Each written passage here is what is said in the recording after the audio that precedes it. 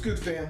It's your boy, Mr. Kelly, with Good to the Hood, talking about anything and everything that impacts the culture. And I want to talk about something today that I think is actually real good for the culture. And I might be a little bit late, but I guess it started like last week, and that's these IG battles, right? These Instagram battles. I mean, you could see that the celebrities and whatnot are getting a little cabin fever, and during this whole pandemic thing and everybody stay-at-home orders, they're doing something that I think is good for the people, good for the culture, good for music and all that. And so I actually, if you go to YouTube, you can actually find them now. You just put IG battles or whatever. But there's been a few of them out, and they have only been out for about a week now.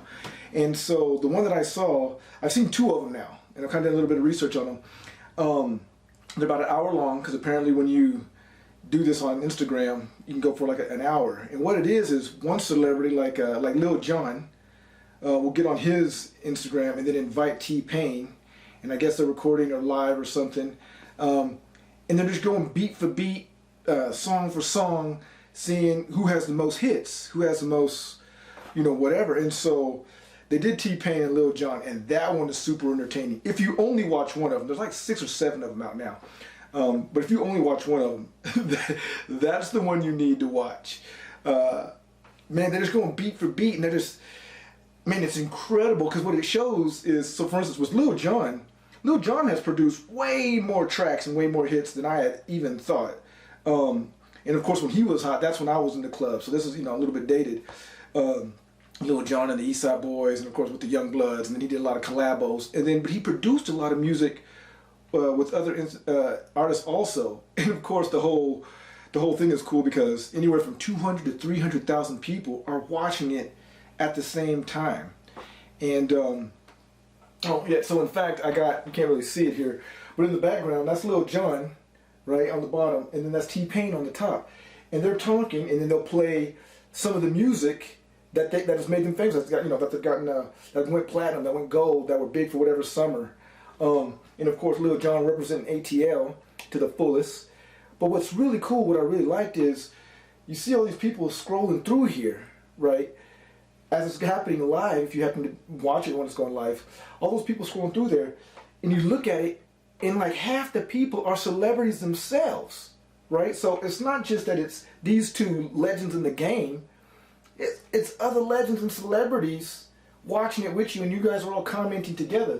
Like, just in looking at this, right, you got Usher, Ludacris, Snoop Dogg, Netflix is getting in on the act, Sports Illustrated is talking, like, it's crazy. So I really like it. So okay, so Lil Jon and T-Pain. Over here, I can't really see again, is a Scott Storch and Mannie Fresh, okay? And that's what it looks like, I got it on my phone. And they're doing the same thing. And a lot of them have hits. So on the Lil Jon and T-Pain one, I was kind of pulling for T-Pain. T-Pain came out heavy, came out strong. And you're like, oh yeah.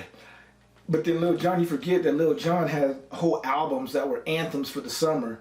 More people have probably gotten their butts whooped in a club due to Lil Jon than any other artist, period. I mean, because his music is just so hype. And in fact, he's impacted the culture because he came up with a whole new genre of music.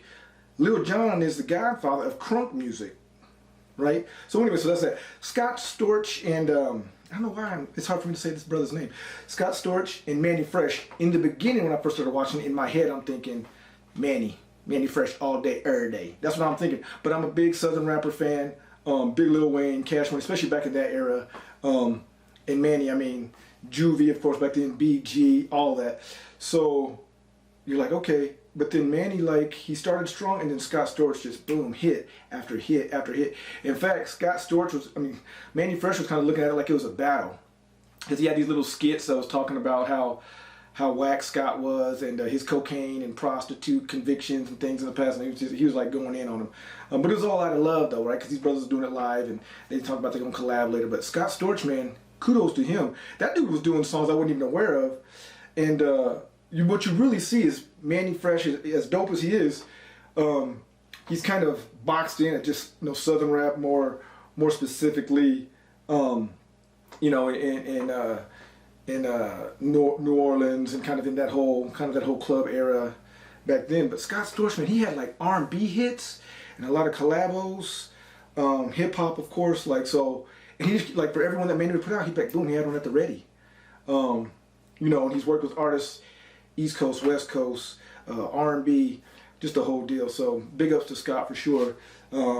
Another one that they had. So then they had a songwriters challenge, and they had it between Neo and John. I'm going to slaughter this name, Jonta Austin. And I'm gonna be honest with you, before this battle, I didn't really even know who this cat was, but I knew some of the music. But I was really going for Neo, and I think it was pretty close. I'm going to pull for Neo. I'm biased on that, of course, probably, but Neo really murdered that. They had another battle between Timbaland and Swiss Beats. Now, I haven't watched that one yet, so I can't really commentate on that. I'm going to call it right now. I'm a big fan of Timbaland, and Timbaland really goes through a whole lot of different genres. So I'm going to pull for him, but something tells me that Swiss Beats it might possibly have more hits as well. I mean, just with the DMX catalog alone. I mean, that's you know, that's a lot of gold and platinum hits for sure. Rough Riders era, all through that. So I'm saying that, but I haven't seen that one yet. Another one that's out there now that I haven't seen either is The Dream versus Sean Garrett. I'm going to say The Dream, but again, I haven't even seen it, so I'm being a little presumptuous in my prediction. And then it's expanding because they have Beat for Beat with Hit Boy and it was Boy Wonder. And I haven't watched that one either. So they're getting on that. And then, of course, battle rappers are getting on it. But I haven't watched any of that. I follow a lot of battle rap, you know, URL, King of the Dot, all that kind of thing. But I don't know how they would do it in something like this. Just for the fact of, I don't know, it's just freestyle. Well, there's schemes that are no longer freestyle in the way that I recall them. But nonetheless, I just don't see that I could do it in the same way, because these guys that I previously mentioned, it's all about who has hit for hit and who has more the music that has impacted the culture. Now, battle rap is a big part of the culture and is coming up and has really made headway. But I don't know how they would do it on the Instagram IG battles. But I mean, I'm gonna still watch it and see what's what. So that's something, you know, you can kind of check out. What I really appreciate is that hip hop, as being part of the culture, has really and has always kind of done something whenever there's these crises. Like hip hop artists and people involved in hip hop always seem to be the one in the forefront, kind of really doing things. And there's some things you can watch also where talking about these battles is like Fabulous and Fat Joe, and they kind of say some of this too that I agree with. That you know, it's the hip hop artists that are doing these types of things. And if you're on IG and you're watching this stuff, it's free. And that's what I think is dope, because like with the battle rappers, it doesn't start off free, right? It's pay-per-view, or you go to the venue itself, or whatever. And then after the fact, after you know, maybe pay for an app, or after you already pay-per-view, and then after the fact, then you can see it for free on YouTube or whatever, right? But it doesn't start out this way. This is just something on a whim that these dudes are doing, and it's free and anybody can watch. And they're just getting mad hits on it. So I think this is something that's going to grow. And even after this whole ordeal, it might even blossom into something just on a much, much bigger scale. So, I mean, it's real cool. And it's cool that it's free, because I would pay for it. I'm telling you, the T-Pain one and Lil Jon one, man, you could have a club at your house by yourself. And you know, and that's the thing too. Like, they're sitting there, they're drinking, they're having a good time. They're talking about, oh, you know, T-Pain kept calling Lil Jon Jonathan. He said, oh, Jonathan, play this track. Oh, play the verse that so-and-so did. And they're going back and forth. So they really appreciate each other and appreciate the music. But it's nice, man. It's real nice. So if you haven't checked that out, definitely do that. I might do one of these later on when I watch some of those other ones. But, you know, watch some of those videos and then put in the comments what you think. Because I've already called out who I think won, right?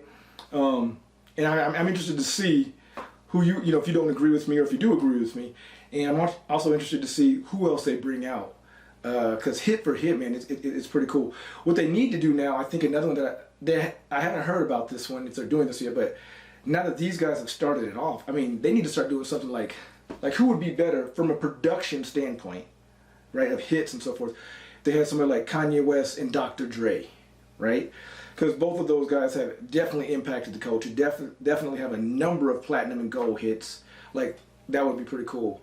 Have a West Coast one where you got maybe you got E40 and Ice Cube, also juggernauts of the game, right? So I think this has the potential to really, really get big. I'm excited to see where this is going to go.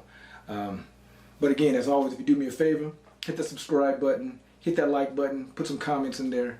And if you're so inclined, hit the bell so that you get notified every time I throw something up here. But until then, this is Mr. Kelly with Good to the Hood. Peace.